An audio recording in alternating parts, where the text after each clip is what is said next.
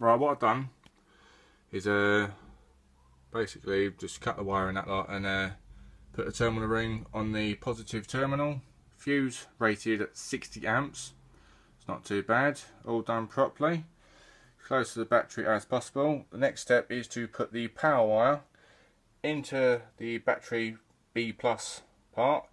What I'm going to do, because obviously I haven't got a car radio to attach the remote wire to, I'm going to put a line from the battery positive into the remote, but I've got a little switch box so I can control it via switch, which is right there. Got to clean it up a little bit. I might take the top off and redo it with PVC to look a lot better and cleaner. There's all the jumble of wire and loom, you know, cable tied together, looking lovely. That's the ground wire, not too shabby. Yeah, load of solder in that one. Right, let's crack on. I'm going to pop you down for a second just so I can actually film while doing this. Lovely. Right, step would be power wire. Boom, that.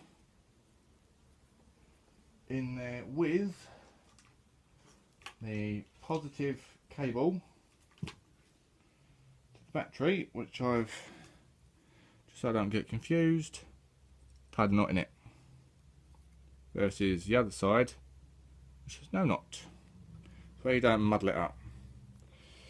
So I don't know if you'll be able to see this, but here we go. Nice bit of wire and loom. Make sure I've got my screwdriver wherever I got that. There it is. Alright.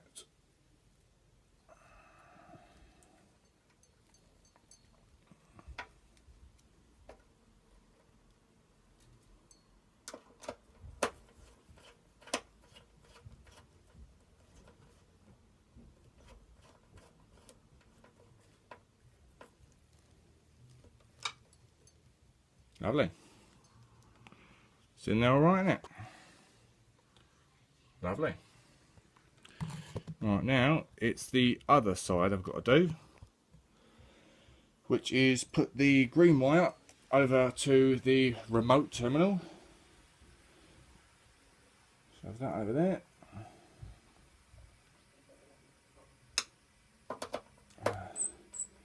Create the circuit.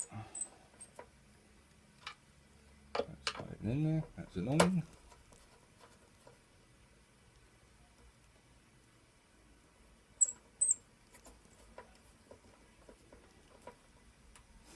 Now it is. Now the next job, now that's sorted, is putting ground cable onto the negative of the battery, and then putting that side there into the ground of the amp, and it will fit just.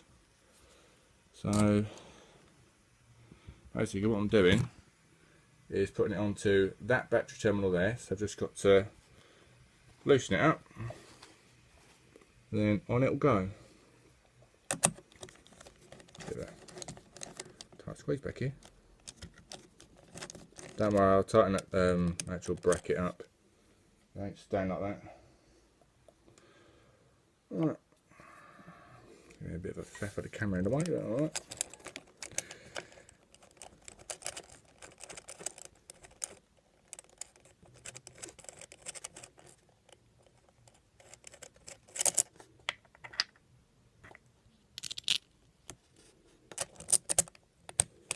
I knew you were going to do that.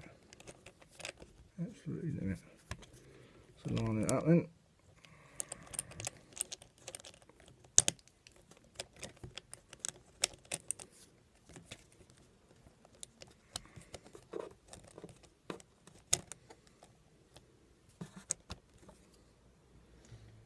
And I've lost my screwdriver again. Where's that gone? Oh, there it is. Got it. Run off again.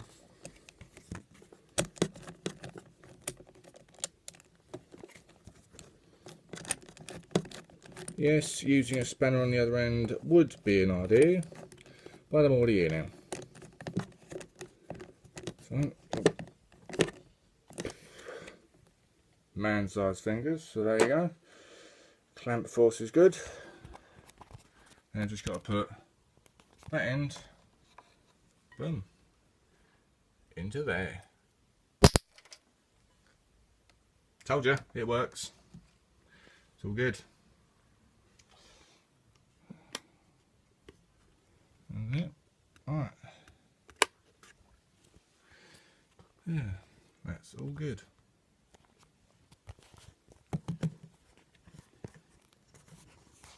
The only reason it's sparked is because I've got the inline fuse still in, so it's not that big of a deal.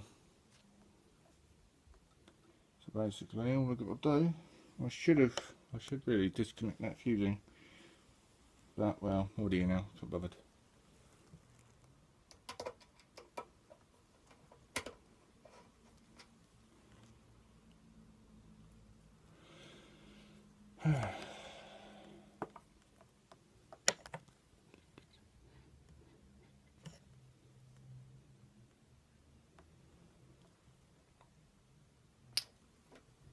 Yeah, in quickly, done. Little spark, no blown fuses, no nothing. Good. It'll only blow the fuse if you just keep on making it spark. So if you keep on making it spark, then you know you're going to blow something up. Be it fuses or your battery, either one, or your amp at the last bit. And then, yeah, all set up. Ah, yes, does work. So yeah, look, show you. Right, what we're doing, little switch box, bang. No loop running at 4.8 volts, because I think the battery might have dropped a bit of voltage. But I'll turn the switch off, then on, boom, starts up. Lovely. Good old bit of battery power. Sorted. Next up would be hooking these two up to that one, and the other one I'm still finishing the box, so one for now, half gain.